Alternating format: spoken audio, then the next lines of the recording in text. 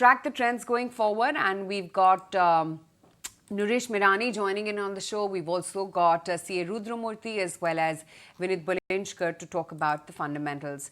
But Nooresh, what's your reading of what the index and what the mid and the small cap universe have been doing today? So a good recovery on the index as well as more importantly on the bank nifty coming in with supports from the heavyweight private banking names. We've not seen a large recovery in HDFC Bank, but we are seeing good strong price action across ICICI Axis Bank. All we need to do is we need to see if it can follow up one more day, because over the last few sessions we've seen a 1 day up, 1 day down on bank nifty. Nifty continues to hold on to the 21,600 mark. Decent gap down and recovery in small cap indices. So we are finding a range on the Nifty as such. 21,600 becomes a base, 22,000, 22,100 becomes the upper band. And in that period of time, we'll see more stocks. But the other one is, of course, KPIT Tech. That's just reeling under pressure. No incremental news flow as such, but that stock is down. Rudramurthy, if I can come to you on this, Reliance Industries, what's the way forward, and KPIT Technologies as well? Yeah, see, first a word on Reliance Industries. Stock is definitely making higher top, higher bottom formation, and now it has very, very strong supports at around 2,850. Positionally, it's a great buy, and having consolidated now for a very long period, I'm looking at initial targets of around 3,200 to come, and even post that the stock can move up. So keeping a tight stop loss of around 2,850, every dip is a buying opportunity. Even for a very short-term trader, Reliance is a buy. One can look at initial targets of about 3,000, and this is a definite stock to have on the portfolio as well as on a trader list. Okay, that's the take coming in on Reliance. Vinit, hi, afternoon. What's the reading on the fundamentals for Reliance Industries? What could be leading to this uptick? So I think we should see some kind of positive news flow coming on the Geo and the the retail piece of possible divestment, and that is the only thing that will keep the thing going. Apart from this, we have seen the PLI scheme for the electrolyzer and the hydrogen business gathering to the support the price. That's the take coming in on Reliance Industries. In the last 7 days, of course, it's made that 0.5% uptick. But I think the big move in Reliance began about a month or so back. We should have the 1-month chart as well come up on your screens in just a short while from now. Having said that, just looking at the entire... The details on that one. Hi, Somit.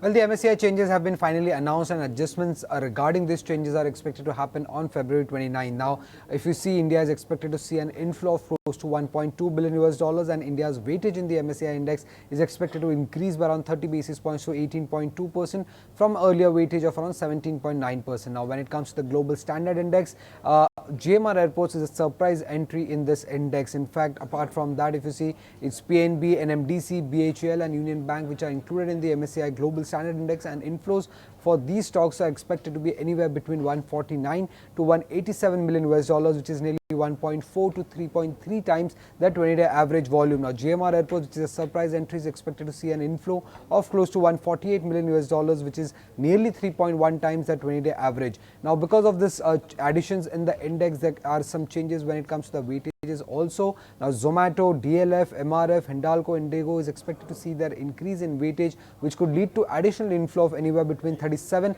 to 86 million US dollars, while Geo Financial Services and Container Corp would see a decrease in their weightage, which could lead to an outflow of anywhere between 23 to 73 million US dollars. Now, apart from the Global Standard Index, there are a host of changes when it comes to the small cap index. Some of the names which could see the highest or the most volume action on the back of inflows include Healthcare Global, which is expected to see an inflow of close to 2 million US dollars, which is nearly 3.2 times the 20-day average volume. Apart from that, it's Jupiter Life, NetWeb Tech, Dhanuka Agritech and Ethos, which are expected to see an inflow of close to 2 to 3 million US dollars, which is nearly 1.6 to 2.8 times the 20-day average volume. Now, on the exclusion side, it's Torrent Power, Barbic Nation and Prestige Estates. Now, outflows are expected to be in the range of around 2 to 24 million US dollars, which is nearly 1.9 to 2.8 times that 20-day average volume. So, keep an eye out for these stocks in trade.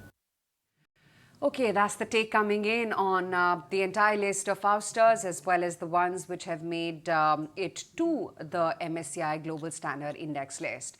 But here's Quant Mutual Fund's Sandeep Tandon as well, and here's his view on PSUs.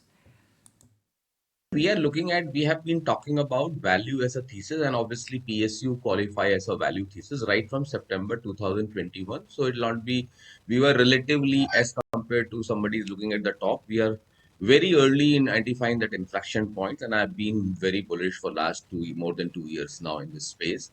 So but we remain very constructive. If you look at Eicher Motors, that's the one which is currently in focus. Let's just bring that stock price up for you, down almost 1% or so after that spike up that came by after its numbers. In fact, let's dissect those numbers a little bit better. We've got Abhishek Gaushinde joining in on the show right now. Abhishek, hi, afternoon. Good to have you on the show. I don't know if you've managed to take a look at the numbers right now. What's been your first take? Do they, square up with your expectations? Broadly, what I can say that operating performance was broadly in line with our estimates. We were expecting a 1,098 crore kind of EBITDA, and it reported 1,090 crore. So in that way, it's almost in line.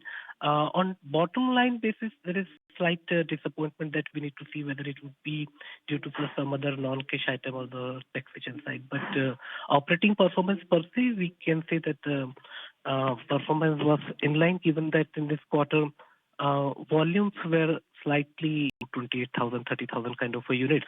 And in this quarter, the volume mix was quite weak on a QOQ basis because of the lower export and the lower share of over 650 or above 350 cc products.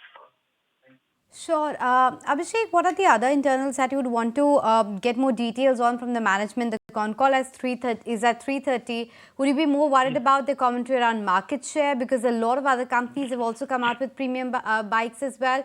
What are the key monitorables for Eicher Motors going forward?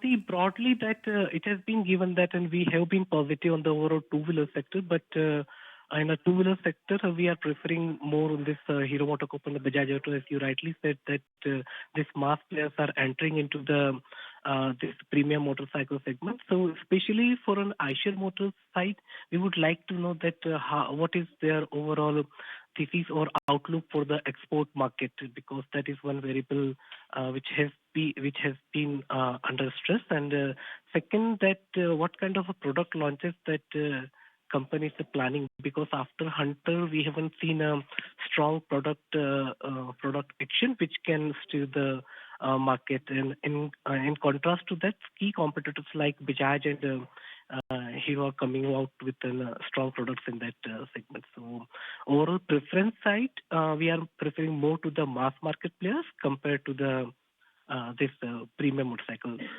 established premium motorcycle players. Taking on that note, Abhishek, we'll let you go. Thanks so much for making time and speaking with us. A couple of other big earnings reaction that we are witnessing. First is BHEL. The company has actually reported a loss versus profit last year. So no surprise on the kind of knock that you're seeing on that stock. Even at the EBITDA level, there is a loss that the company reported of around 62 crore thereabouts versus a profit last year. The other one is Marksans Pharma, and that one is reacting quite positively to the earnings because it's a good show from Marksans Pharma this time around.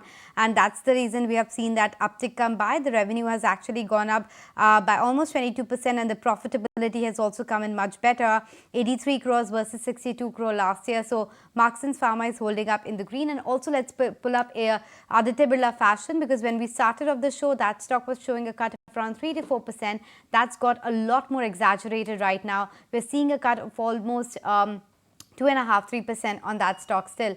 Let me take it across to Vinit to get a sense. Vinit, BHEL as well as Marksans Pharma, do you track either of the names closely, and would you have any recommendation?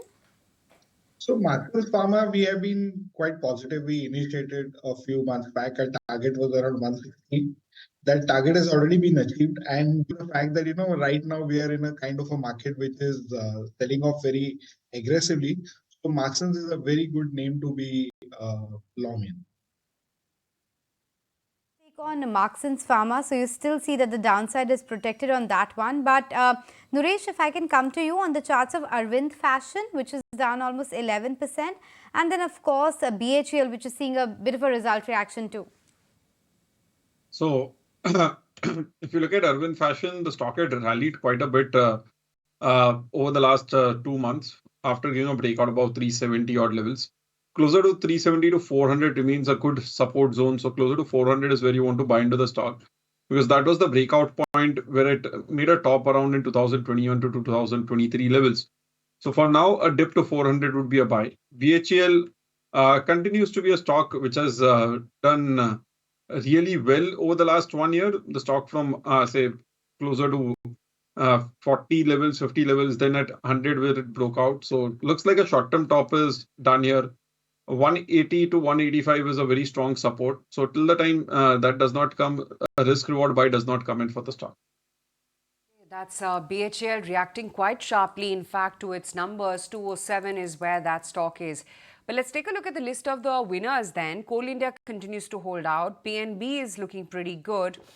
And on the flip side, you've got Hindalco, which continues to lose. In fact, let me take it across to Ashesha, get in more details of this sort of double whammy that Hindalco has got. Not just Novelis' performance, but Hindalco's as well. Ashesha? Well, yes, standalone performance, in fact, has come back. Direction, so to speak. Rudra, I want to get you in on the charts for both Hindalco as well as Bharat Forge.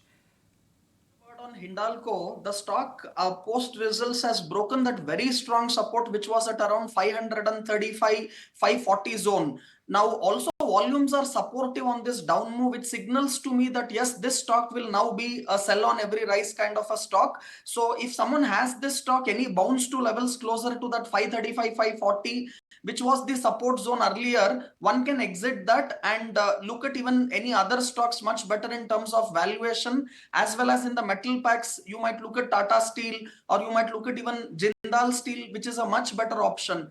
Hindalco for me definitely is a sell and exit if you have it on any bounce to 530, 535.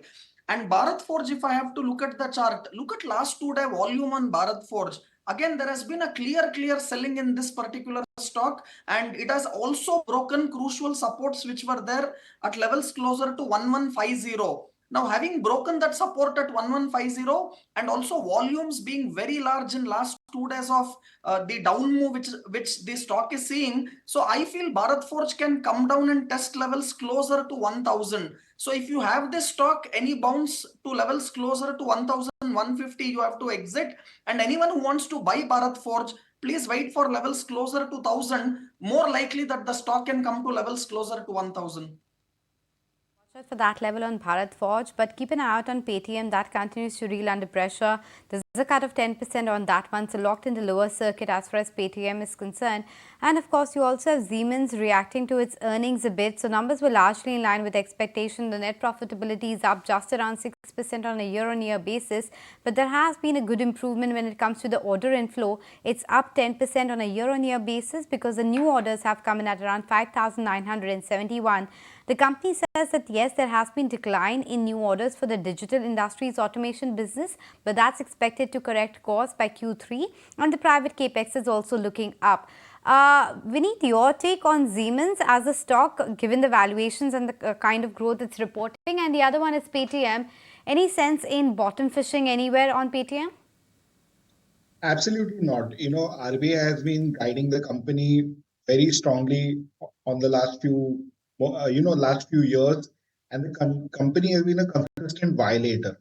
Given that, the kind of penalties that have been levied on the company, the entire business model has been disrupted. We just like to stay far away from that stock as much as possible. That's the take coming in on Siemens. But Vinit, good to have you on the show as always. Thanks for taking the time out.